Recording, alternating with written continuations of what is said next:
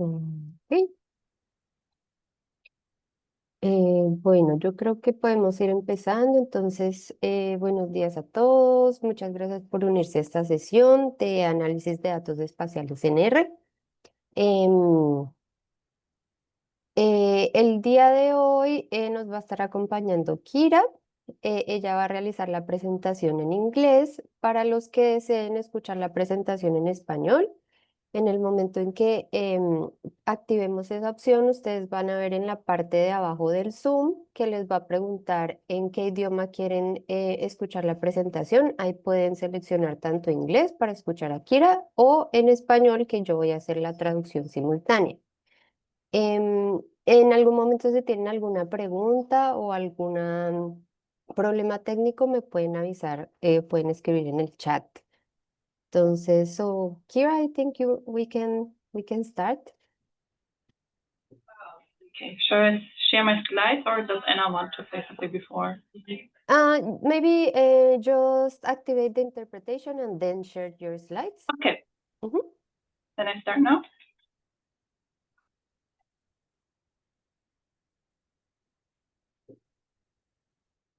So does this work? Can you give me a thumb up? Okay. So I start now, and Anna, you don't want to say anything before?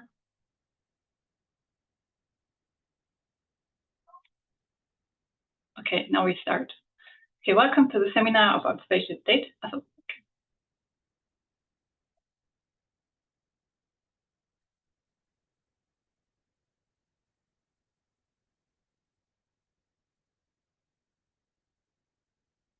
Okay, now we can start.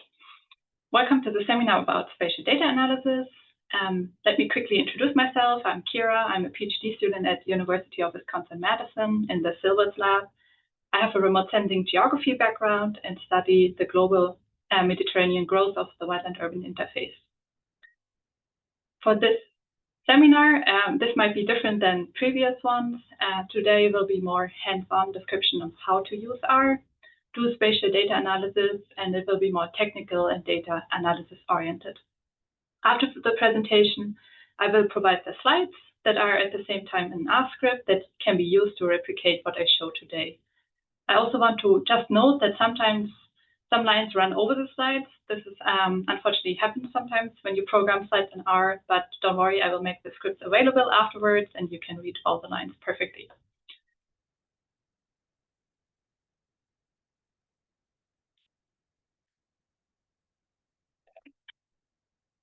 So today we will primarily focus on raster and vector data, and I will start with a small definition of both. This image quickly shows the difference between raster data at the top and vector data below. So kind of raster data having a gridded system and vector not. Okay, so let's start about what are raster data. Raster data present information as grid or pixels like a digital photograph. They are organized into rows and columns of certain size of pixels. So each cell is or pixel determines the resolution of the raster, and raster values can be continuous or categorical. And the raster can contain just a single band or multiple bands stacked together.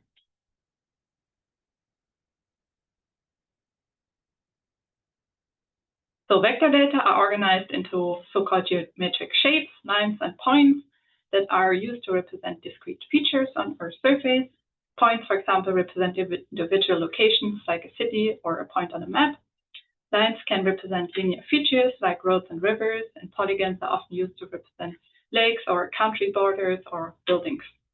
Vector data are able to represent features with better accuracy and precision than raster data.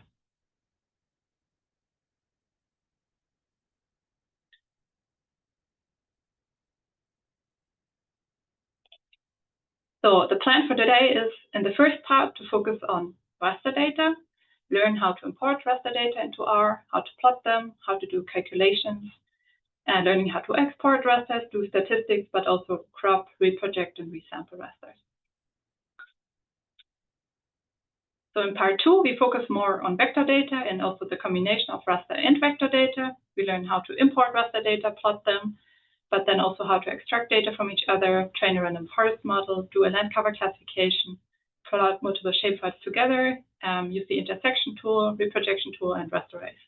And finally, do some statistics based on raster and vector data.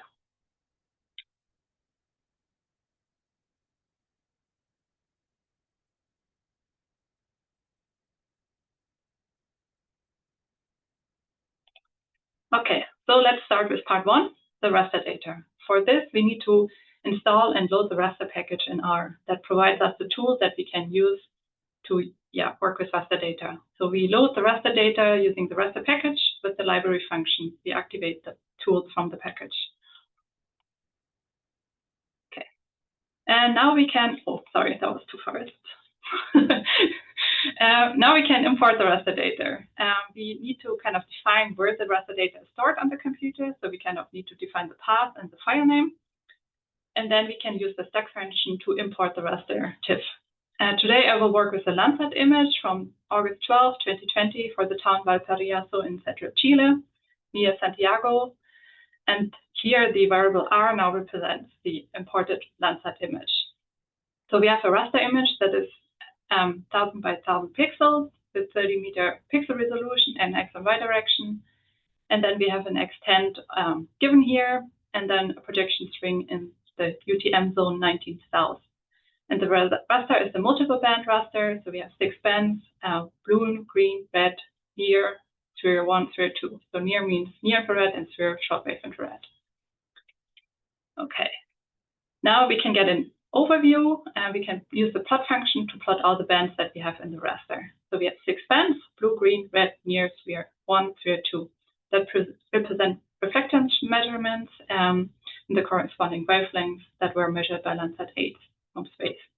Again, near stands for near infrared and sphere for shortwave infrared.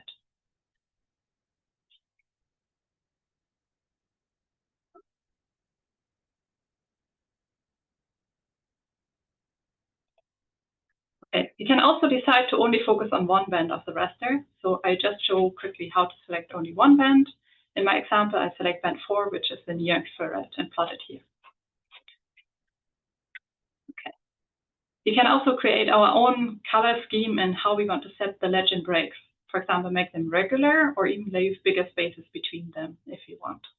This is just a visualization option. Okay. You can also decide to plot multiple bands at once into a raster RGB image. Here I create an RGB true color image of Landsat using the red, green, and blue band. And as visualization option, I use the stretch function hist, which refers to histogram. We can do the same true color image just using a different stretch function. So here I use the lin, which stands for linear. And we can see that changes in the visualization appear, but it does not actually change the values. It's just a difference in visualization. Okay.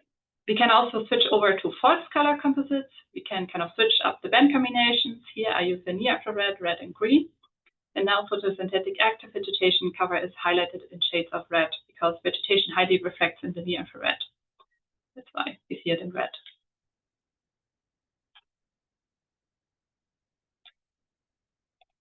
Okay, and then one more false color composition using the near infrared, the sphere band, and the red band to even further highlight the difference in vegetation cover. This is one of my favorite false color compositions because it nicely visualizes differences in vegetation cover using the near infrared and on top the sphere band that highlights differences in water content.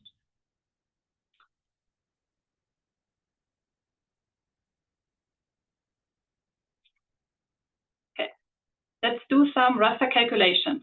A good example of a calculation is the so-called normalized difference vegetation index, short NDVI. That is a tool in remote sensing to assess vegetation health and density. NDVI values range from 1 to -1. With higher values closer to 1 indicate healthier vegetation cover, and it has a very simple formula. So if we first have near minus red and then divided by near plus red. So in R, we first define our variables near by band 4 of Landsat and red by band 3. And then we can write down our formula and calculate the NDVI. You can do all kinds of calculations of rasters like this in R. This is just one example.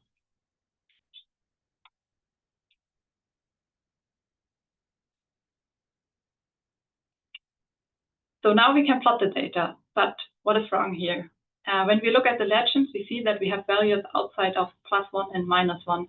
This means we have some error in the data, potentially due to atmospheric noise or clouds or something else.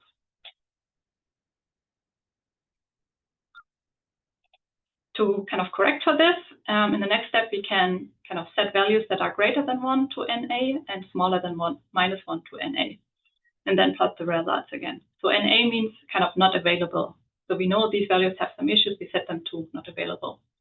And now we get a nicely plot of the NDVI.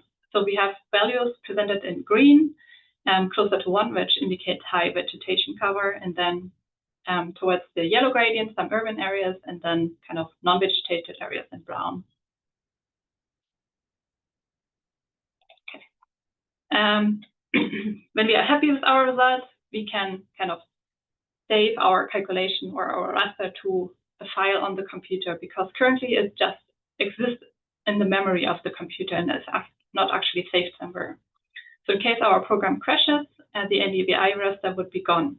That's why I show a way how to save the raster to an actual file in a specific location on the computer, and I call it ndvi.tif. I also activated the override true function that allows me to override existing files in case I want to kind of replace them with a newer version.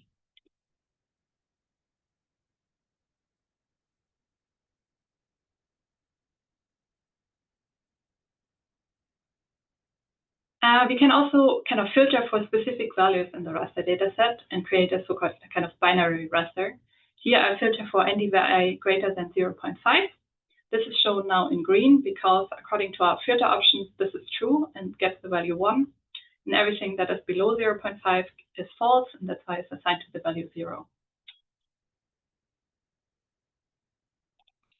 Okay, now we can also create new multi-band rasters with specific bands of our choice.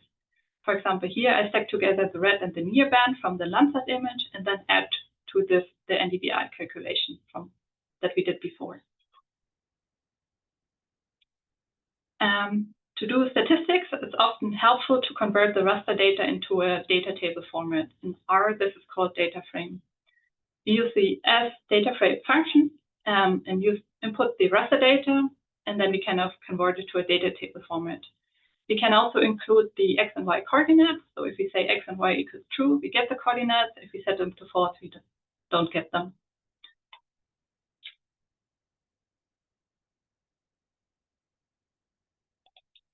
Okay, and then we can load 2 more nice packages in R, which help with data organization and plotting. Both work very nicely together and are very powerful packages, but I only briefly mention them here and don't go into much detail.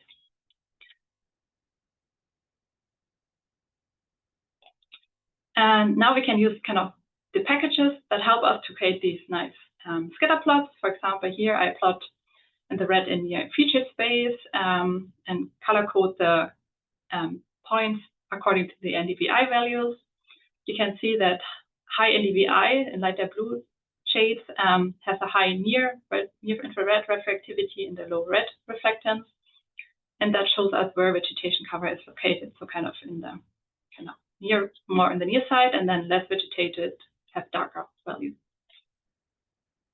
And then instead of the NDVI, we can also import land cover data sets. Here, for example, I import the European Space Agency world cover data set from 2020. It's a single band raster with 30 meter pixel resolution.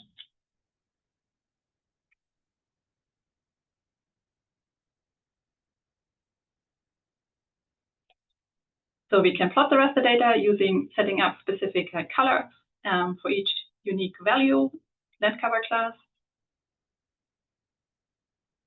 And we can set it up even more complicated to have a nice figure legend and class labels on top. So here I show first the script, and on the next slide I show the proper map.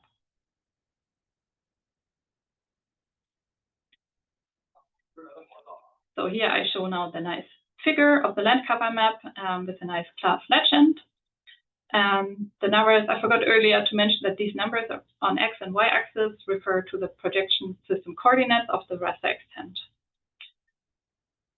Okay. Now to do some statistics between NDVI and land cover, we can stack them both together to one raster data set.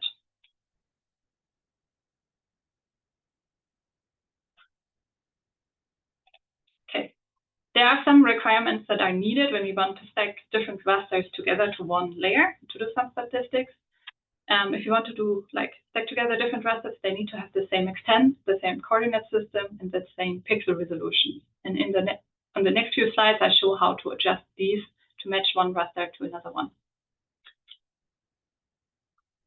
If you want to adjust the extent of a raster to, for example, we have one larger raster and a smaller raster, we can use the crop function to kind of make the extent of the bigger raster the same one as the smaller one. In my example, I cropped the NDVI to my land cover data set extent, but we can also use predefined coordinates in the line below that. And then I just show a cropped version of the NDVI raster. Okay, we can also reproject our rasters. For this, we can use the reproject raster function and put our raster and then kind of input the new projection system string that we want to use. This kind of cryptic line at the top.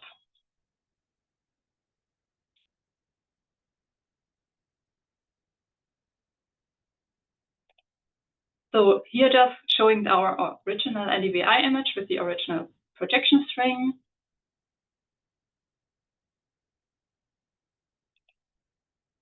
And then on the next slide, kind of the new reprojected raster with the new projection string. And we can see that around the plot, the coordinate system has changed.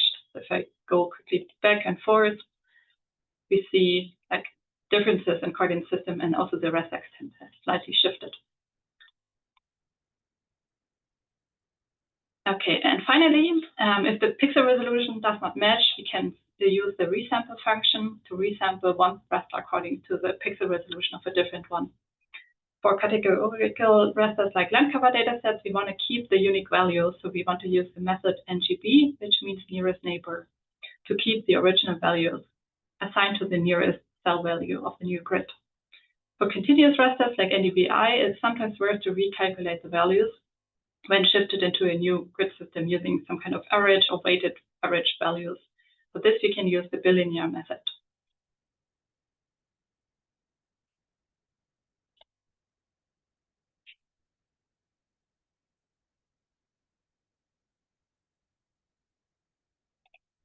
So, okay, back to our example. So we stacked together the NDVI and the land cover information, and now convert this again to a data table format, the so-called data frame.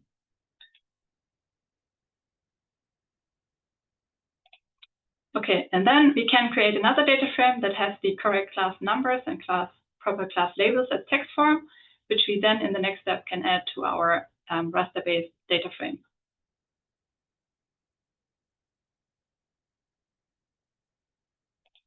So now with the merge function, we can combine both data frames and have a really nice data table now with the proper class labels and NDVI values and class kind of value numbers. Okay. And then we can do some nice plots again. So here I created some box plots showing the NDVI values according to the different land cover classes. And we see high NDVI for wetlands, trees, grasslands, and croplands, and low NDVI for water bodies.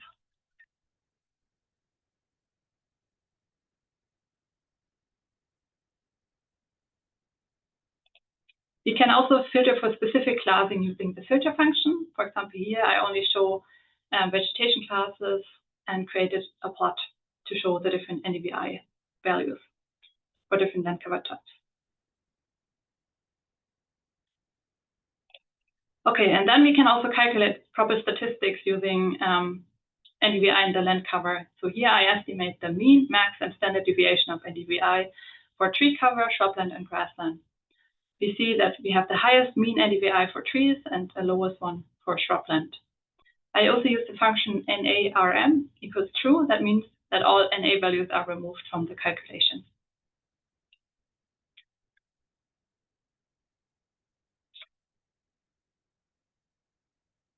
Okay, let's start now with part 2, vector data. For this, we first need to load the SF package that gives us all kinds of tools that we want to use when we work with vector data in R.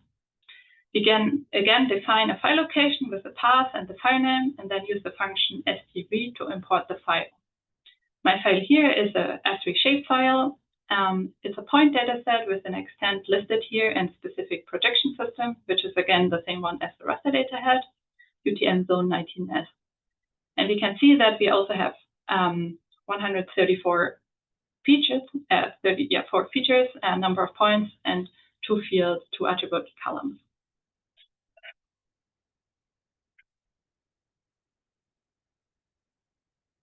Okay, and now we can get an overview of the data. We can plot first the raster data as background and on top the vector data. So as background, I use the RGB Landsat true color image, and on top the point data set and color coded across and according to the different land cover classes automatically. Okay, and now we can also extract information for each point in the shapefile used from the raster data. Sometimes we need to call the raster package specifically for the extract function because sometimes there are other extract functions. So to specifically call it, we call raster extract. And then we also set df to true, which means a data frame is created after the extraction process. And then after we have extracted that, we want to add the land cover information from the shapefile, from the point to the data frame. And then we can see that we have a data table that consists of an ID column that is automatically created, 6-band of Landsat, of the raster dataset, and then the land cover of the shapefile. Okay, and now we can plot the near-infrared and reg feature space and color code the classes according to the class labels. So class 1 is very low in reflectance in the near-infrared and red, and is the water class. Class 2 is the bare soil class. Class 3 is the urban buildings and road class that is overlapping with the bare soil, this class 2. And sometimes urban and bare surfaces are hard to differentiate. That is to be expected. And then class 4 is the woody vegetation, and class 5 non-woody vegetation, which seems to be well separated from each other. So it looks like a promising data set. Okay, now we want to train a random forest model. And for that, we need to kind of activate the random forest package in R. So we, again, activate library random forest. And then random forest models are useful and frequently used tool for land cover classification. It's a machine learning technique that combines many decision trees to make predictions and classify.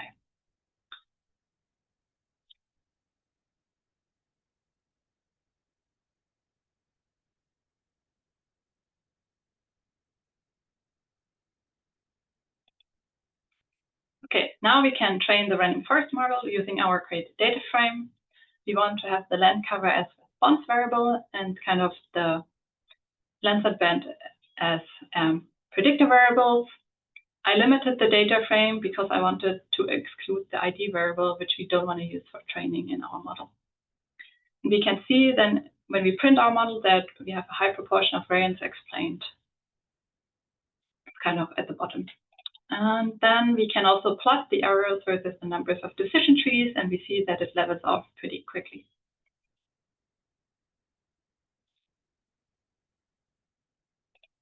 Okay, and now we can apply our model to the Landsat raster image. And the output will be a single band raster image that has assigned one numerical class label to each pixel. So we can see we have values ranging from 1 to 5, which represent our 5 land cover classes from our training data.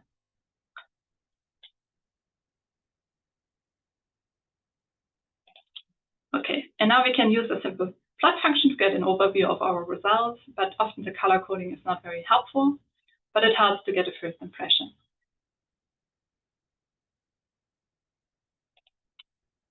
We can also program again specific class colors and labels. Here I primarily show the code for this, and on the next slide, the result. So here comes now the result of our land cover classification with a nice land cover class legend. We see that we have primarily woody vegetation in our study area here, some highlighted urban areas in red, some bare areas, a few non-woody areas, perhaps cropland or grassland. And just to note here, our training data set that I use for the demonstration is very small, and in a probable research analysis or something for planning, you would include more training data to better capture the spectral variability of each class. But it serves the purpose here.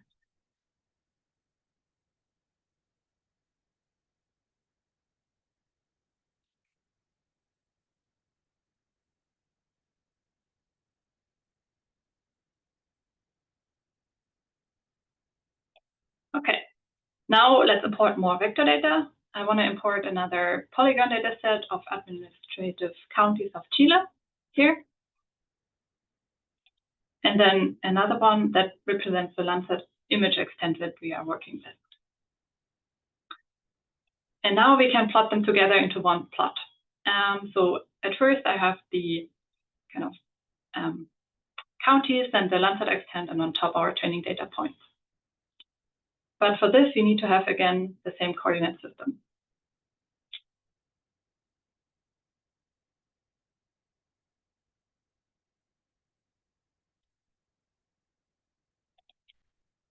Okay, to kind of reproject data sets, we can use the ST transform function that allows us to kind of reproject our shapefile into like a new coordinate system.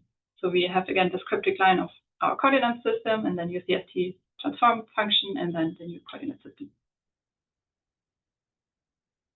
Okay, and then we can also use the intersect function to kind of, in a way, crop and intersect all features that overlap between two polygon data sets.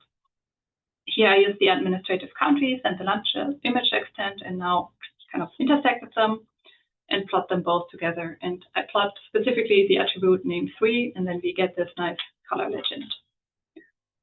Okay, and we can also rasterize vector data according to a specific raster data set resolution. And then for this, we need an attribute field of the vector data set that is numerical, like a unique ID, which I use here, ID 3. Okay, and then we can plot this rasterized vector data set, and we can see the different districts color-coded in different shades of green.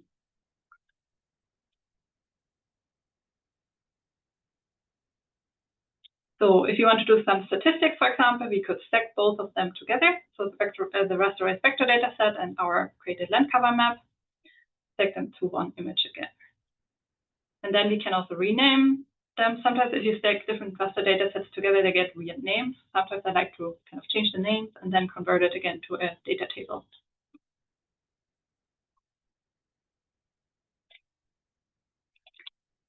Sometimes you also get NA values in data tables, and this is just a quick way how to remove all NA values from a data frame using the NA omit function.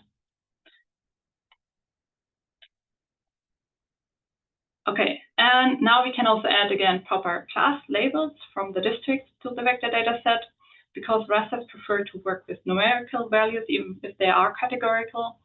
Sometimes helpful to then add the proper labels from the previous file. So using the ID 3 unique values, we'll then use the merge function to kind of match these data sets and add the proper land cover values of both data sets.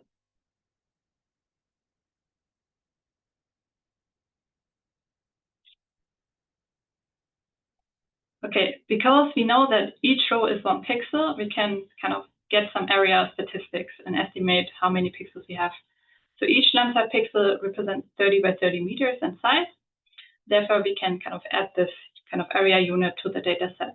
So I created the square kilometers and the square meters and add them here for later statistics.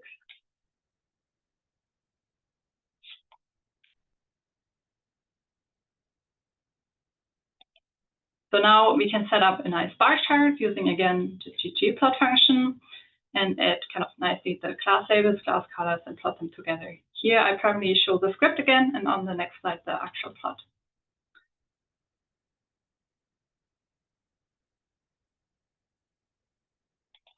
Okay, here comes now the bar chart of the different kind of land cover areas per district in square kilometers. And we can see kind of nice summaries of what kind of land cover types are dominant in each district. And in the next step, we can do more statistical summaries.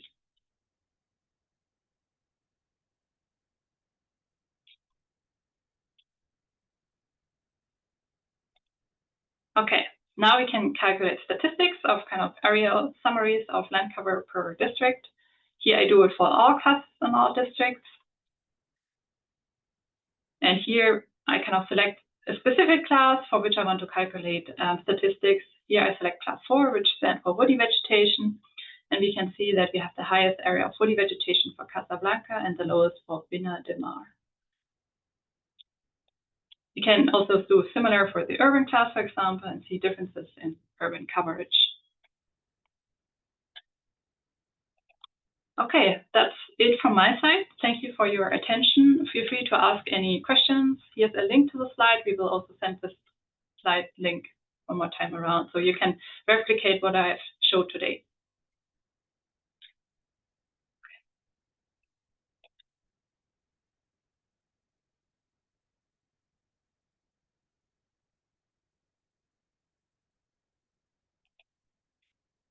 Okay, how do I interpretation? And okay, sorry, I didn't know how to handle it. So Kira, if you can please share the link to the Google Drive in the Yes. chat. Yeah, that's a good idea. Entonces vamos a compartir el link al código y al conjunto de datos en el chat. Y entonces estamos pendientes de cualquier pregunta que tengan sobre la presentación.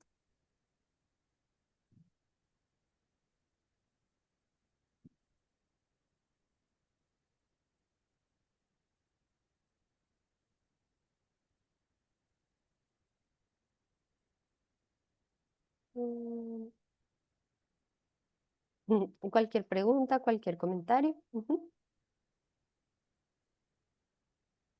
Ok, entonces la primera pregunta es, quisiera saber cómo se puede ver el ajuste del modelo. So Kira, the first question is, how can we check like the validation metrics of the model, of the land cover model? Yeah. Like how to check the model or how to kind of do an accuracy assessment of the map? Accuracy assessment. How to check Okay. the accuracy like metrics. It's often useful to have a separate accuracy data set. Sometimes when people create a training data set, they keep like a certain amount of the training data set out of the model and use that for validation later to compare if the map is right in these locations. Or it's often sometimes useful to create a different data set based on ground truth data or Google Earth that you then compare to the map.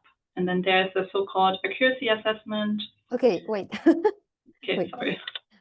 Bueno, entonces la primera parte es que usualmente uno tiene los puntos que son, digamos, de entrenamiento del modelo, que son puntos que describen la cobertura del suelo en coordenadas específicas. Y lo que usualmente se hace es dividir ese conjunto de datos en puntos que van a entrenar al modelo y otros que van a ser usados para evaluar el modelo. Entonces podemos como dividirlo o también podemos tener nuestro conjunto de datos de entrenamiento y aparte tomar otros datos, otros puntos de validación basados, por ejemplo, en imágenes de Google Earth o de alta resolución. Ok, go ahead.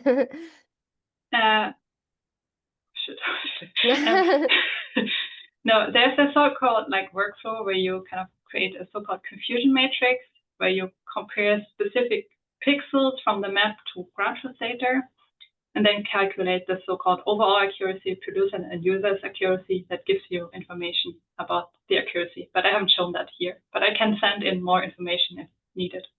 Okay. Y entonces ya con nuestros puntos de validación y nuestro resultado del modelo de clasificación de cobertura, lo que hacemos es calcular una matriz de confusión que lo que va a comparar son, digamos, esas predicciones de cobertura con los puntos que nos dicen en realidad qué cobertura hay en esa coordenada. Y ahí se calculan 3 métricas que son, digamos, digamos, la métrica de validación general, y también una que se llama de usuario y otra que se llama de producción. Pero Kira dice que esto no lo mostró mucho en la presentación, pero que puede enviar más información al respecto sobre cómo calcular esas métricas. Ujú. No sé, Noelia, si eso contestó tu pregunta.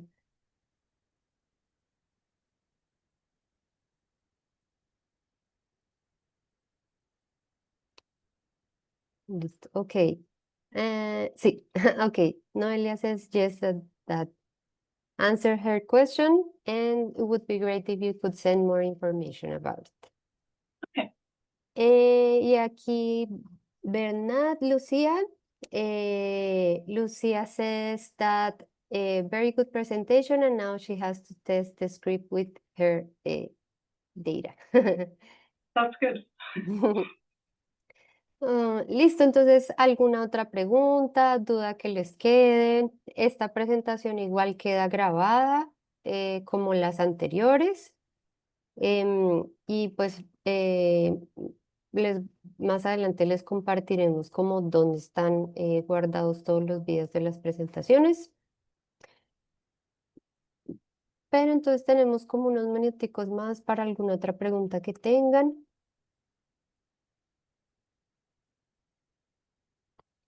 Uh, so next question, Kira, is how many ROIs are enough? Right. That's always a tricky question.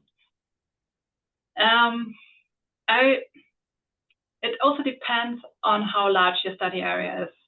So what I showed is a very small example, and probably having like at least 20 to 50 example training data per class would be helpful for a small study area. But if it increases, you need to kind of create a data set that is representative for the whole area.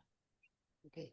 Dice que es una pregunta un poco complicada, pero que depende mucho del área de estudio. En el ejemplo que mostró ella, es un área relativamente pequeña, entonces de entre 20 a 50 puntos o ROIs por clase de cobertura sería suficiente, pero a medida que aumenta el tamaño del área, pues la idea es que tengamos suficientes puntos para cubrir toda la variabilidad que se presenta en las coberturas en toda el área de estudio.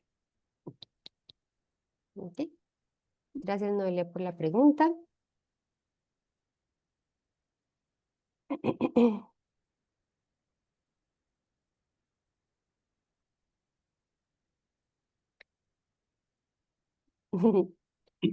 Thank you very much. Thanks.